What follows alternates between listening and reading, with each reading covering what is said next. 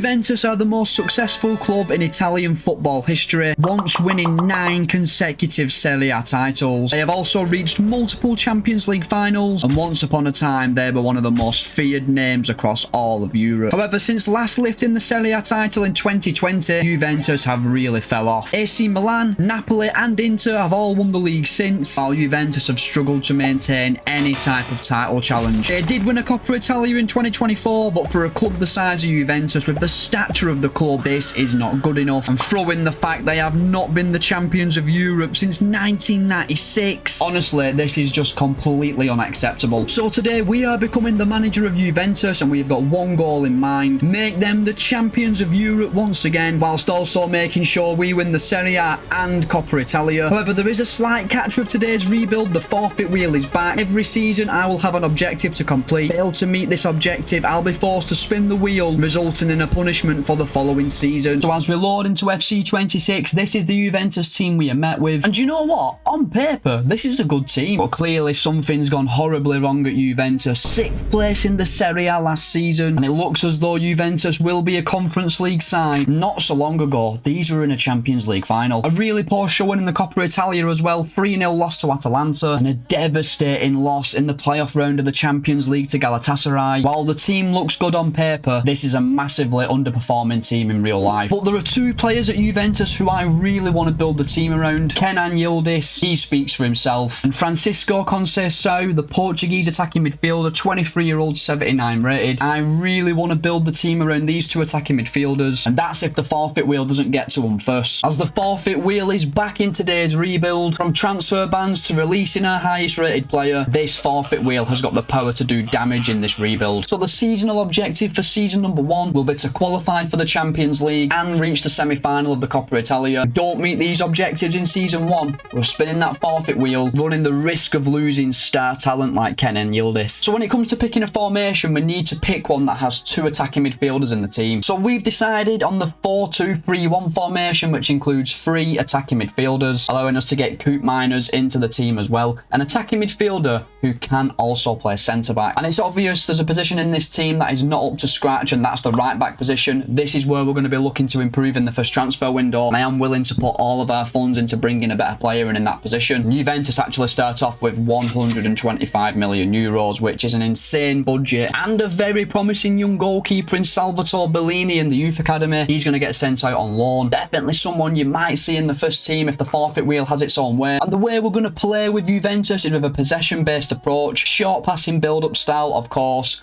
And I'm going to keep a quite balanced defensive line. Don't really fancy getting hit on the break if we give the ball away with our possession-based approach. I think with the ball having 2 shadow strikers, a poacher, a playmaker and 2 wing-backs, we're going to really be able to overload our opposition. I fancy us to score quite a few goals in this rebuild. Now, in real life, Juventus have signed 2 players, Jeff Akato from Genoa and Zeki Selic from Roma. We do actually need a new right-back. However, I'm looking at Zeki Selic and thinking, I don't see you in my long-term plans. We are going to bring both these players to Juventus. I think Akato will be going out on loan and Zelik can be a squad player. Then we can go about putting our own stamp on this team. So that's Jeff Ekato and Zeki Selic signed. We've managed to get Zeki Selic on a pre-contract agreement, and for a squad player I think that's a really good deal. And if you do enjoy the content, please be sure to like and subscribe and drop a hype. It really helps me out. I want to try and get to 15,000 subscribers by the end of 2026. You'd be doing me a massive favour. But we are now in a fresh new season. We're officially the manager of Juventus, and I've just seen that we're not actually in the Conference League this season. We are in the Europa League. The board are wanting us to win it. They want us to win everything, actually. No pressure there, then. We've got 189 million euros in the bank. Do you know what? I think our objectives are a little bit too easy. I'm going to redo the objectives. We must finish top 2 in the Serie A this season. We must reach the final of the Coppa Italia, and we must reach the semi-finals of the Europa League. If we don't meet all 3 of these objectives, we will be spinning the forfeit wheel. And we already know we want a new right-back in this transfer window. And I think looking at our bench, we're definitely lacking a good backup striker as well. Or maybe even a first-choice striker. Let's see what's out there. So our first signing as the boss of Juventus has been completed, and we've brought in Italy's highest potential young right back, especially in FC 26. 82 rated 21-year-old Michael Coyote is in from Brentford, and he's joined us for 55 million euros. The young Italian brings pace, power and great defensive ability to the club, and he's also got a mean long throw on him. And following Michael Coyote is a brand new starting centre forward who joins us from the Saudi League, as we've completed the signing of Matteo Retegui for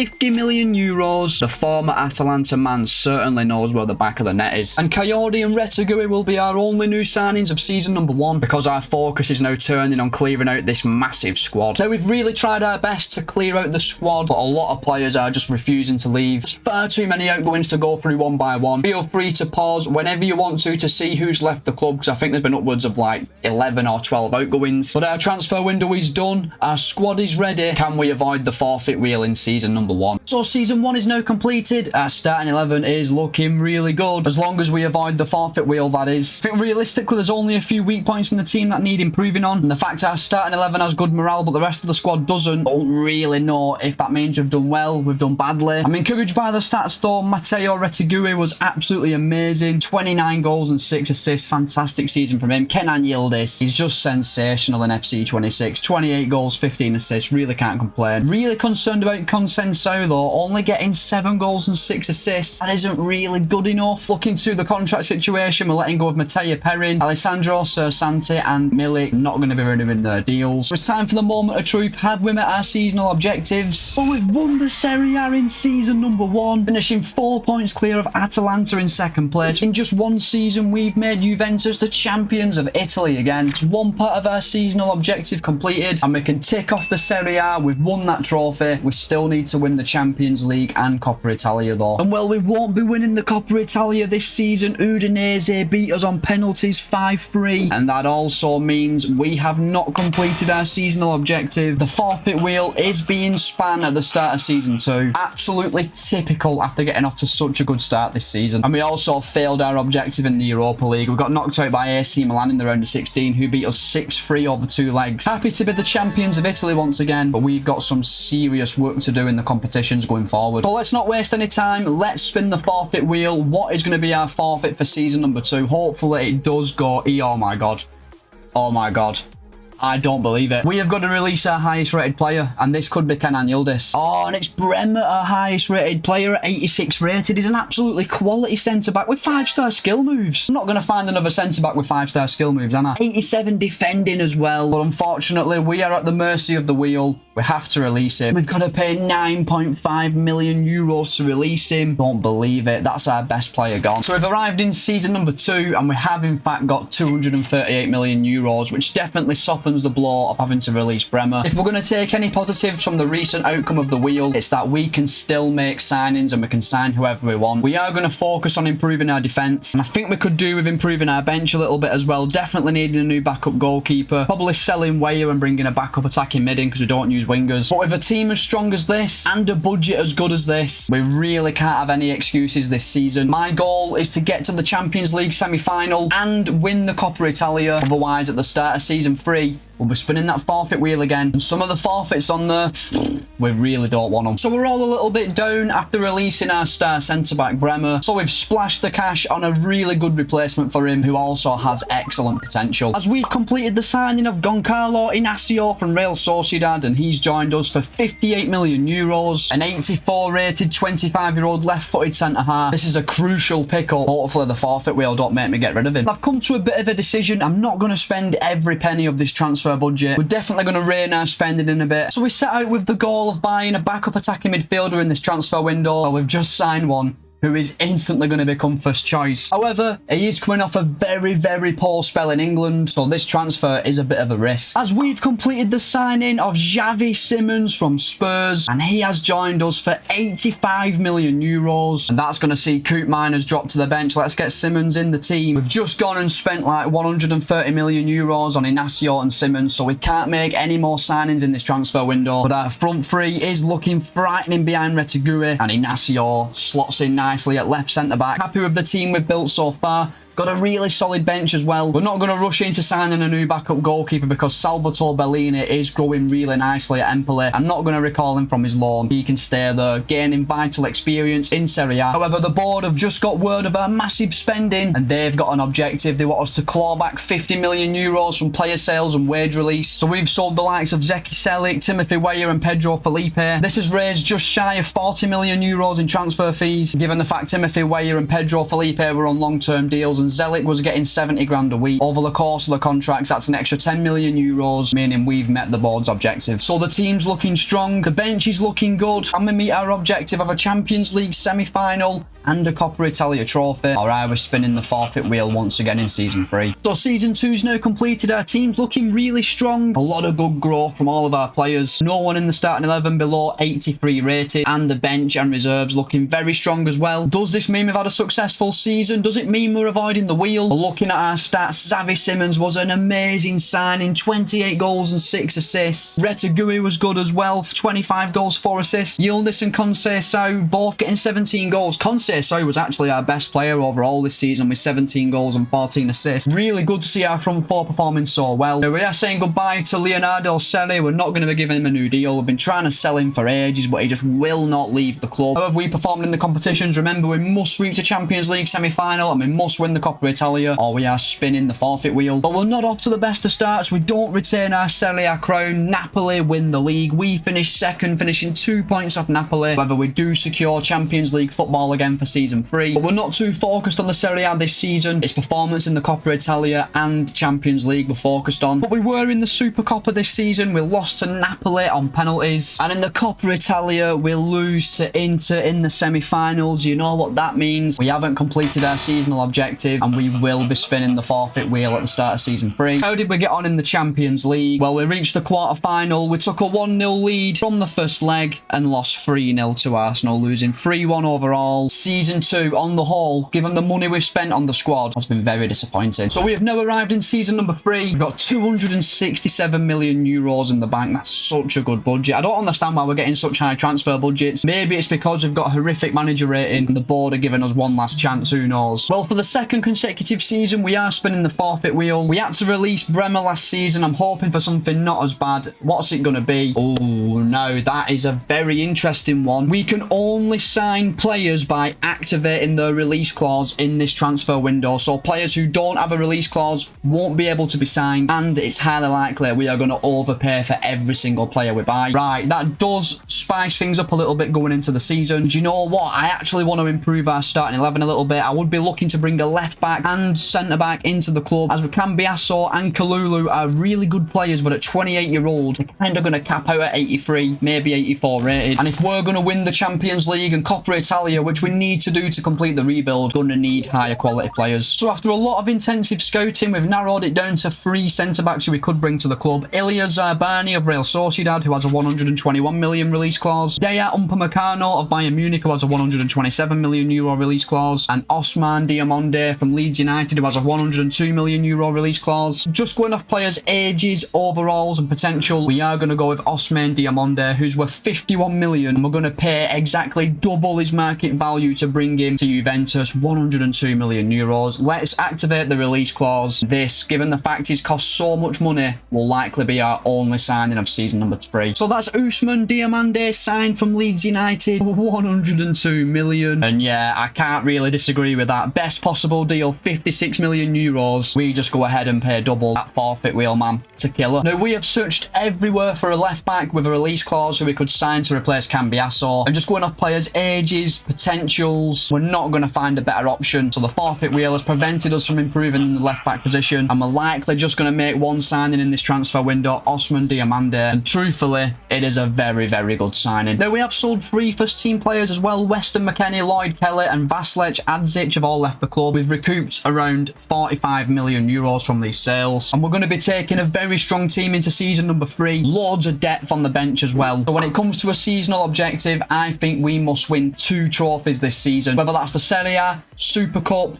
Coppa Italia or Champions League. If we don't win 2 out of those 4 trophies, we will be facing the forfeit wheel once again at the start of season 4. And given how this rebuild's gone so far, we probably are going to be spinning the forfeit wheel again. So season 3 is completed, and would you look at this, we have reached a Champions League final where we are taking on PSG. Now, we've still got the Coppa Italia and Champions League to win before the rebuild can be completed. Our run to the Champions League final, a 5th place finish in the league phase. Beat Spurs 6-2, obviously. We then beat Sporting Lisbon 4-1, and then very impressively beat Real Madrid 4-3 over 2 2 legs to set up a final with PSG. Mad thing is, we could win this game and the rebuild won't even be over. That's because we did not win the Coppa Italia. We lost in the round of 16 to Cremonese. They beat us 2-1. That's such a bad result at home. Now remember, we need to win 2 trophies this season, otherwise we're spinning the forfeit wheel. Well, thankfully we did win the Super Cup. We beat Milan 3-1 in the final. If we've won the Serie A or we win the Champions League, we won't have a forfeit for season 4. And we have won the Serie A, lads. We reclaim our Italian throne. There'll be no forfeit in season number 4. Thank the Lord. We can now start preparing to play in the Champions League final against PSG. Our team's looking amazing, but I've just seen that Kenan Yildiz, our 90 rated winger with 91 shooting and 91 dribbling, cannot play in the final. So we're going to have to put Simmons out on the right wing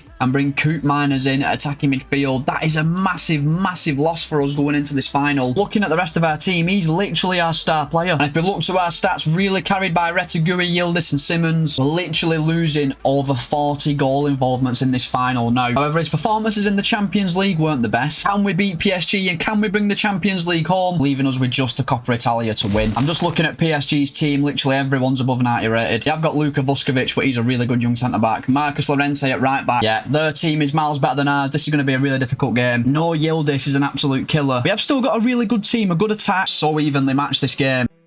Or not. Mbappe, nope. Big tackle. Huge tackle. Kvaratskhelia shoots. Good save by Di Gregorio. This is a fast-paced game, this, I can't lie.